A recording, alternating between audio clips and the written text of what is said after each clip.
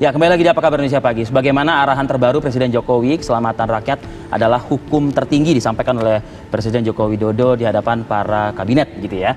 Penegakan disiplin untuk menjalankan protokol kesehatan harus terus dilakukan. Kapolri, Panglima TNI, Ketua Satgas Penanganan COVID-19 untuk menindak secara tegas jika ada yang melanggar. Berikutnya, Menteri Dalam Negeri untuk mengingatkan, menegur kepala daerah, baik gubernur, bupati maupun wali kota untuk memberikan contoh-contoh yang baik bagi masyarakat, jangan malah ikut berkerumun. Nah, daerah yang telah memiliki perda penegakan disiplin protokol kesehatan agar betul-betul menjalankannya secara tegas, konsisten, dan tidak pandang bulu. Nah, jangan sampai kemudian apa yang telah dikerjakan oleh para dokter, perawat, tenaga medis, para medis ini menjadi sia-sia.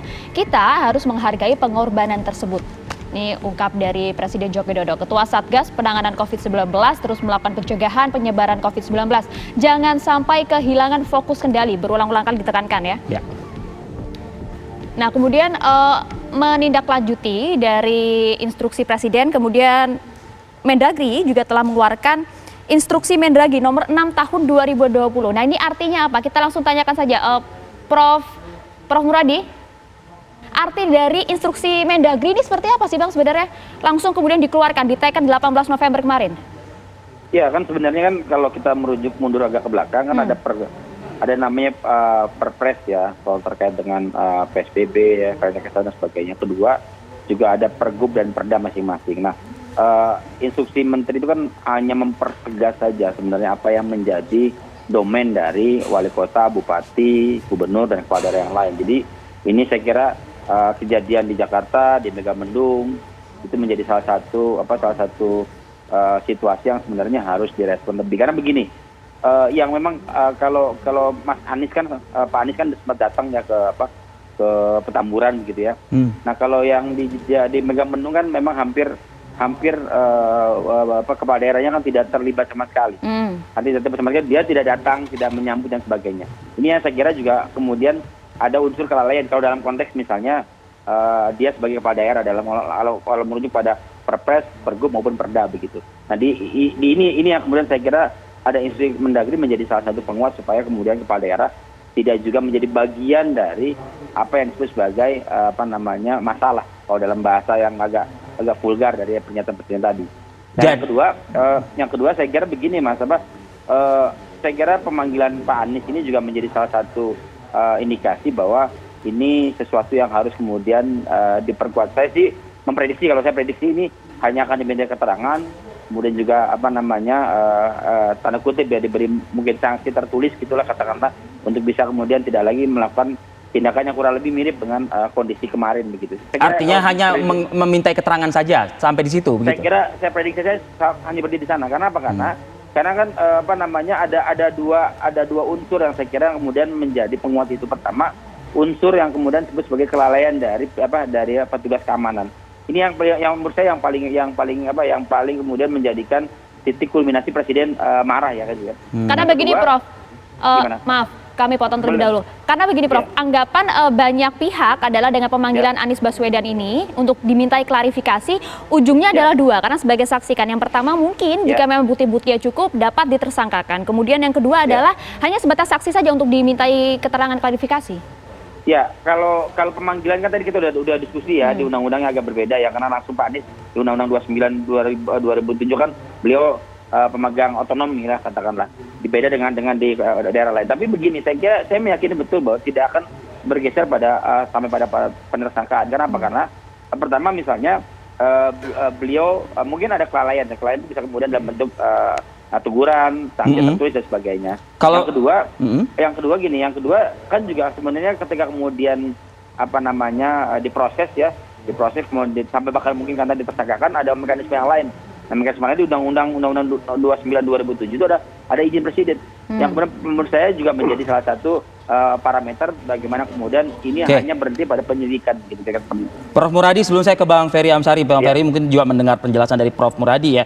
Kalau misalnya ditersangkakan tidak menurut Anda, tapi kalau misalnya saya mengacu ke pasal 78 surat instruksi Kemendagri yang baru di poin A itu ada meninggal kepala daerah atau wakil kepala daerah berhenti karena A meninggal dunia, B permintaan sendiri atau C diberhentikan. Nah, itu. Untuk poin C ini? Ya, diberhentikan itu kan banyak prosesnya, Mas. Dalam banyak kasus misalnya hampir nggak pernah kejadian kan pasca undang-undang yang baru ini kan. Bahkan kemudian DPRD bahkan tidak bisa lagi kemudian membangun mosi tidak percaya kan, seperti itu atau menolak dan sebagainya. Katakan dulu misalnya saya cerita sedikit ya. Di Bandung misalnya sempat ada penolakan laporan pertanggungjawaban wali kota gitu. Tahun lalu, tahun 2019. Nggak ada apa-apa juga karena mekanismenya kan ada yang level dari itu, misalnya katakanlah terlibat langsung misalnya dalam konteks tanda kutip ya korupsi dan sebagainya. Kalau itu yang dilakukan, saya kira modelnya bisa yang poin dia tadi, hanya memang untuk konteks ini saya meyakini betul bahwa ini baru sebatas pada penyelidikan dan pemanggilan informasi dan sebagainya. Tabayun lah gitu mungkin, ya. Kalau saya kan begini kan kita ditanya nih, kan orang selalu agak terlalu jauh. Saya bilang ini mekanismenya jauh dari apa yang kita bayangkan. Walaupun sekali betul publik juga kan kemudian juga perlu diedukasi soal misalnya ada dua hal yang berbeda dalam konteks misalnya Anies sebagai gubernur dengan misalnya daerah lain. Plus kemudian juga tadi Bang Ferry juga menjelaskan soal pasal 93. Itu kalau kita detailkan, kalau saya mengkritisi karena saya bukan orang hukum ya, secara politik itu kemudian menjadi tidak terlalu mengikat. Makanya kemudian ada perpres, ada pergub, ada perda untuk memperkuat itu gitu. Oke. Bang Ferry, kemudian tanggapannya seperti apa? Karena tadi sempat dibacakan juga ya ada instruksi Mendagri yang pasal C itu ada statement yang diberhentikan gitu. Apakah itu juga bisa diberlakukan kepada Anies Baswedan? Ditandatangani 18 November. Ya. Apakah berlaku surut, Bang? Jadi ketentuan itu adalah turunan dari Undang-Undang Pemda ya. Soal diberhentikan itu salah satu kondisinya adalah ketidakpatuhan kepala daerah kepada peraturan perundang-undangan. Jadi kalau kemudian Anies disangkakan tidak patuh kepada Undang-Undang Kekarantinaan Kesehatan, bukan tidak mungkin bisa dicari-cari jalan politiknya untuk pemberhentian Pak Anies.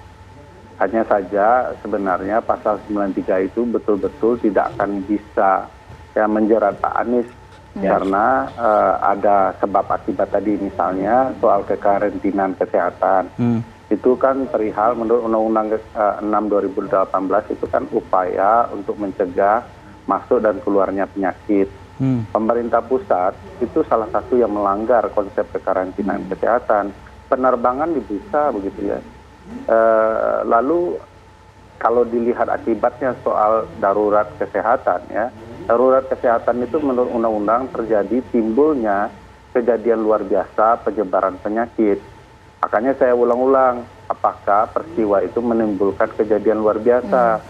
Nah, kalau jawabannya 4 hari lagi ditemukan, kok ujung-ujungnya yang dibicarakan adalah pemanggilan kepala daerah. Bukan dipastikan dulu memang terjadi kejadian darurat luar biasa tersebarnya penyakit. Nah, itu saya lihat kesannya pasal ini digunakan untuk mencari-cari hal yang menurut saya tidak tepat. Kalau memang ingin klarifikasi, bertanya-tanya ke Pak Anies, saya tanya saja, datangi Pak Anies, tanya begitu ya. Tetapi kalau pemanggilan resmi menurut saya tentu ada hal sesuatu yang kemudian kita lihat penggunaan pasal-pasal tertentu untuk dikenakan ke Pak Anies atau orang-orang lain yang berkaitan dengan acara tersebut. Makanya ada konteks tidak adil tadi, misalnya soal otonomi daerah. Otonomi daerah itu memang menurut Undang-Undang Dasar berada di daerah. Dalam konteks Pemda DKI memang ada keistimewaan kepada gubernur. Tapi untuk di daerah lain juga berlaku konsep otonomi, baik itu ke kepala daerah, kabupaten, kota maupun provinsi. Boleh saya katakan tidak ada bedanya, Bang Ferry? Nggak ada bedanya, bahkan ini pemerintah kan terkesan tidak konsisten kalau bicara soal kekarantinaan kesehatan. Misalnya pilkada dibolehkan, itu tidak mungkin orang tersebar. Ada ruang bagaimana orang berinteraksi. Ada kampanye tatap muka loh Mas Arief. Jadi bertemu orang yang menurut saya ya dalam jumlah yang luar biasa, boleh dilihat. Teman-teman TV One kan bisa melihat konteks Indonesia dalam arti luas. Silahkan bisa dilihat itu kampanye-kampanye itu melanggar semua. Oke. Nah, satu hal yang perlu mungkin diingatkan kembali.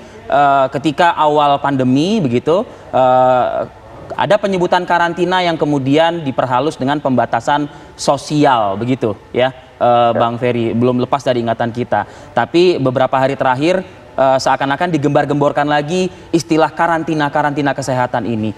Anda menyikapi fenomena ini seperti apa Bang Ferry? Singkat saja. Salah satu jenis penanggulangan penyakit di dalam Undang-Undang 6 2018 ini yang dinamakan kekarantinaan kesehatan adalah salah satunya pembatasan sosial. Jadi ini salah satu kebijakan ke arah itu. Jadi kalau mau dikait-kaitkan dengan Pak Anies, mungkin bisa dikait-kaitkan. Tapi Bisa saja begitu ya. Apakah itu benar, tepat, itu lain hal. Oke. Kemudian Prof. Muradi mungkin? Ya, tadi saya agak ingin tegaskan klarifikasi dari Bang Ferry tadi soal silakan Prof. Samanya undang-undang khusus dengan undang otonomi ya. Beda Bang. Ya karena memang saya bilang kalau di Jawa Barat kan gubernur panjangan tangan dari pemerintah pusat. Jadi dia tidak terlalu punya. Di DKI itu juga perpanjangan pemerintah pusat juga, nggak boleh dibedakan. Tapi level di bawahnya. Yang khusus dari DKI itu ada membedakan antara wakil pemerintah pusat dengan otonomi daerah kan. Kalau di Jakarta itu dia melekat dua-duanya, wakil pemerintah pusat dan juga dia pemegang otonomi daerah di Jakarta ya. Sementara di daerah lain kan tidak, dia terbagi dua. Kabupaten kota yang memegang otonomi secara normatif, sementara gubernur hanya menjadi wakil dari pemerintah pusat. Dua yang berbeda. Di Jakarta dia satu, itu yang kemudian membedakan saya kira. Makanya kemudian kalau ada misalnya mekanisme yang normatif, bisa kemudian dilakukan, misalnya itu bisa kemudian dilakukan dengan pemanggilan bupati wali kota di Jakarta kalau memang dia tidak bukan bagian administratif pemerintahan. Tapi pasal 93 itu untuk unsurnya setiap orang, Prof. Setiap orang. Ya enggak, kalau semua orang ya kan Anda juga orang-orang hukum pasti paham. Baik. Ada yang kemudian pengampu pemerintahan di daerah. Baik, Prof. Muradi. Saya kira seperti itu. Bang Ferry Amsari, terima kasih atas waktu Anda berdua. Terima kasih, Prof. Muradi. Terima kasih. Bergabung terima bersama kasih kami banyak, dan Bang. sebelum juga ada Bang Edi Hasibuan ya dari Direktur Eksekutif LMKP yang bergabung juga bersama kami dari OKU Sumatera Selatan. Terima kasih banyak.